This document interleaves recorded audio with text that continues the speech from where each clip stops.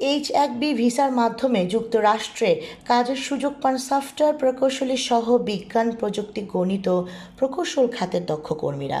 এই ভিসার 2/3 বা তার বেশি ভারতীয়রা পেয়ে থাকেন। তবে যুক্তরাষ্ট্রের নতুন প্রেসিডেন্ট ডোনাল্ড ট্রাম্পের কঠোর মাইগ্রেশন নীতির কারণে ভিসা পাওয়াটা কঠিন হয়ে গেছে।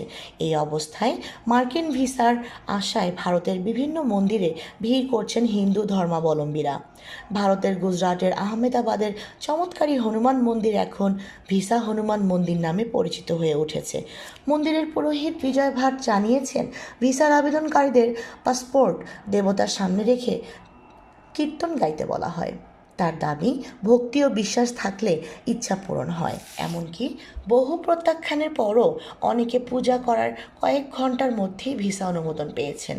এছাড়া হায়দ্রাবাদের ভিসা দেবতা নামে পরিচিত চিলকুর বালাজি মন্দিরেও ভিসা প্রত্যাশীদের ঢল নেমেছে। তারা মন্দির প্রদক্ষিণ সহ নানা আচার পালন করছেন। যদিও ট্রাম্প প্রশাসনের নীতির কারণে তাদের মাঝে হতাশা কাজ করছে। দিল্লির শ্রী সিদ্ধি পীঠ চমৎকারী হনুমান মন্দিরেও ভিসা প্রত্যাশীদের আনাগোনা বেড়েছে। অনেকেই 41 দিন মাংস, মদ, পেঁয়াজ ও রসুন বর্জন করে উপবাস করছেন, যাতে তাদের আবেদন সফল হয়। মার্কিন অভিবাসন নীতির কড়াকড়ি ও ট্রাম্প প্রশাসনের অবস্থান নিয়ে ভারতীয়দের মধ্যে উদ্বেগ থাকলেও তারা ধর্মীয় বিশ্বাসকে আশ্রয় করে ভিসা পাওয়ার আশা ধরে রেখেছেন। সাবিনা শাহরিন, তরঙ্গ টিভি।